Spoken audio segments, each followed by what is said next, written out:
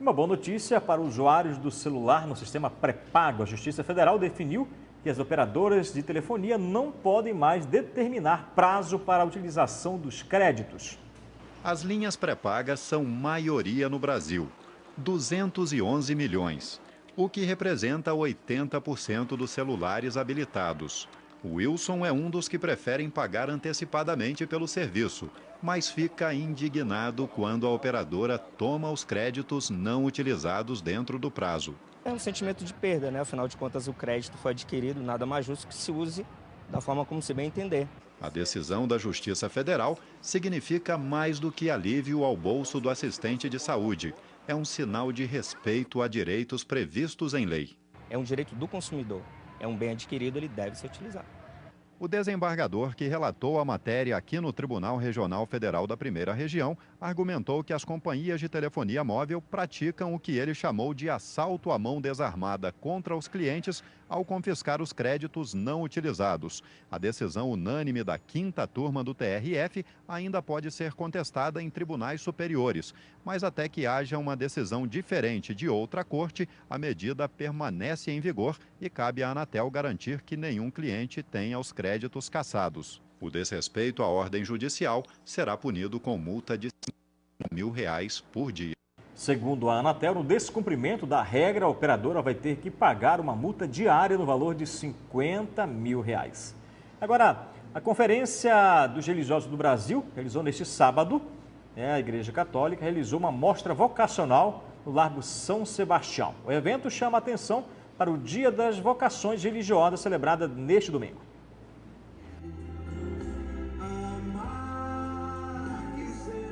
Danças, música e muitos produtos em exposição. É a Mostra Vocacional das Congregações, que acontece a cada terceiro domingo de agosto e que neste fim de semana levou dezenas de pessoas ao Largo de São Sebastião. Esse evento é uma exposição vocacional, uma feira vocacional celebrando o Dia da Vida Religiosa Consagrada, que é o terceiro domingo do mês de agosto, e também a abertura oficial desse mês aqui. A gente juntou todo mundo, não é? Nas bancas, produtos artesanais, cartazes, panfletos. Tudo para mostrar o trabalho e vocação das congregações em várias partes da capital amazonense e até de outros estados, como é o caso da irmã Maria Paula, que veio de Rondônia. Hoje nós trouxemos nosso panfleto, que ele é um panfleto vocacional voltado para o jovem também, né? Que estão com vários, onde nós estamos, o que fazemos em cada lugar onde nós estamos insertadas, e também em todo lugar do mundo. E juntamente com toda a nossa família religiosa também, vários religiosos que trazem também, justamente para despertar esse momento. Para o arcebispo de Manaus, Dom Sérgio Castriani, a mostra e a celebração simbolizam a congregação daqueles que dedicam a vida a servir as pessoas e viver em comunidade, renegando até o matrimônio.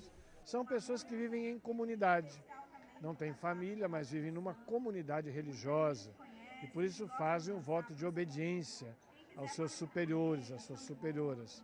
São pessoas que renunciam ao matrimônio, mas não só renunciam ao matrimônio, mas fazem os votos de castidade, de viver uma vida de consagração a Deus. E o voto de pobreza, não tendo nada de pessoal, tudo em comum, e colocando tudo aquilo que recebem, tudo aquilo que ganham, ao serviço dos irmãos. Entre os visitantes não faltou alegria e teve gente que não dispensou uma dancinha.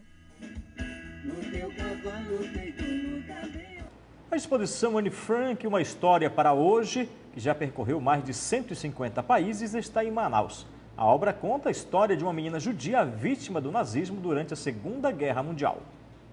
Olhares atentos e curiosos. A exposição Anne Frank, uma história para hoje, detalha por meio de relatos e fotografias a história da menina judia que sofreu os tempos difíceis do Holocausto. Essa menina, ela foi impedida de ser feliz. Era uma criança que teve que ficar reclusa durante 3 anos e no final morreu. A exposição retrata a vida e a história da adolescente judia, autora de um diário traduzido para mais de 60 idiomas, com o principal objetivo de estimular a tolerância, o respeito aos direitos humanos e a democracia. Ao todo, a mostra conta com 30 painéis, que retratam os 5 aspectos dos acontecimentos em torno da Segunda Guerra Mundial: a ascensão do nazismo, o extermínio dos seres considerados diferentes, a atitude individual das pessoas, o Holocausto e a importância dos direitos humanos. Então, eu acho que a gente traz para hoje que, se a gente não for uma sociedade plural e a gente não se considerar uma raça humana, se a gente se considerar uma raça ariana, uma raça branca, uma raça preta, é porque a gente não aprendeu nada, né? Então, acho que todos nós participamos de uma raça que é a raça humana, sem nenhuma diferença entre qualquer tipo de coisa, seja altura, dinheiro, religião. Manaus é a 5ª cidade brasileira a receber a exposição, que até agora contabilizou mais de 13 mil visitantes. Antes de chegar ao Brasil, a mostra já percorreu 60 países. É a exposição para a América do Sul, ela tem português e espanhol, tem rodado o mundo há muitos anos já, trazendo sempre muita curiosidade, né? E ela chama Anne Frank para os nossos dias, né? Quer dizer, alguma coisa que é relativo a gente pensar se ainda existe alguma discriminação, alguma coisa que a gente não tem aprendido desse desastre que foi o Holocausto, né? Para os nossos dias. Quem já visitou a exposição dá o recado. Vou trazer minhas 2 filhas, né, a Gabriela e a Giovana, de 7 e 11 anos, para que elas possam entender um pouquinho disso, né, e também ter essa mesma visão de esperança que a Anne Frank teve e passa para a gente. Vale a pena vir aqui, então? Com certeza, eu recomendo e acho que é uma lição de história para a gente lembrar de fatos tristes e ao mesmo tempo também para se encher de esperança também e não deixar que isso se repita.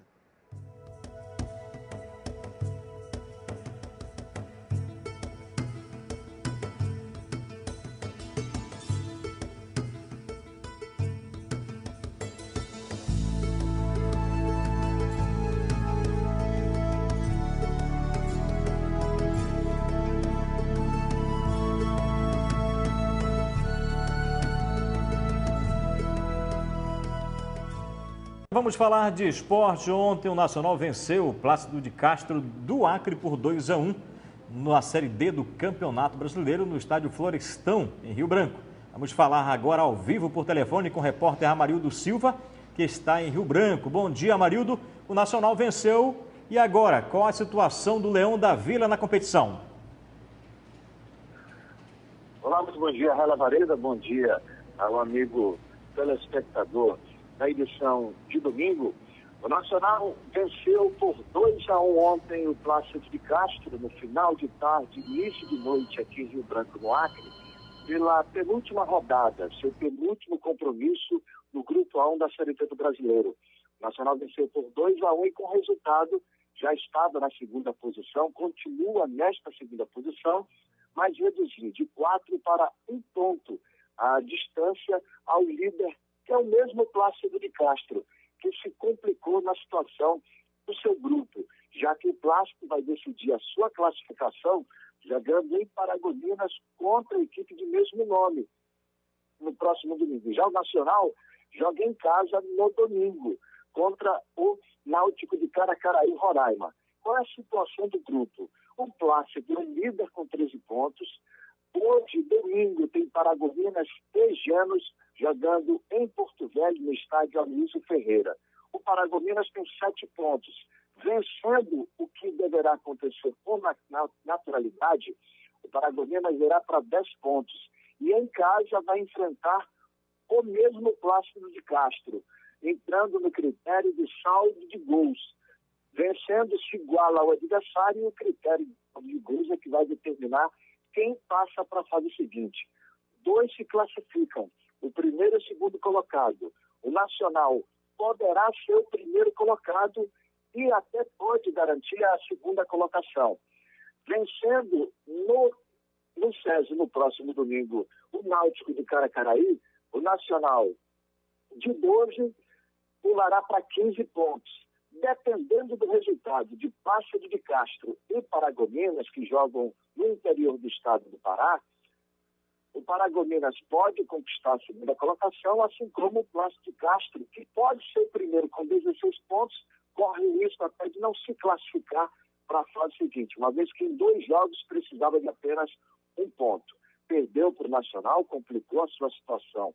Já o time do Leão da Vila Municipal, Nacional, que tem na terça-feira um jogo pela Copa do Brasil, às 20h50, aí mesmo no estádio do SESI, contra o Vasco da Gama.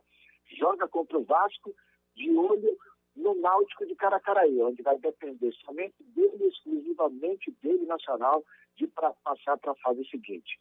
Passando para a segunda fase, qual é a situação do Nacional? Sendo o primeiro de grupo, poderá enfrentar o Parnaíba do Piauí ou o Salgueiro de Pernambuco. Sendo o segundo de grupo, ele vai enfrentar o Gurupi de Tocantins. Raila Lavareda, essas informações ao vivo de Rio Branco do Acre, Amarildo Silva para a edição de domingo.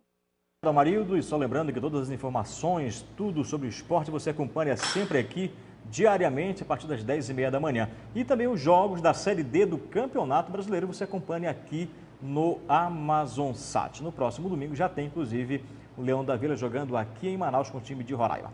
Fiéis católicos realizam aqui em Manaus, na verdade, o Vai ou Racha. É o que você vai ver no próximo bloco.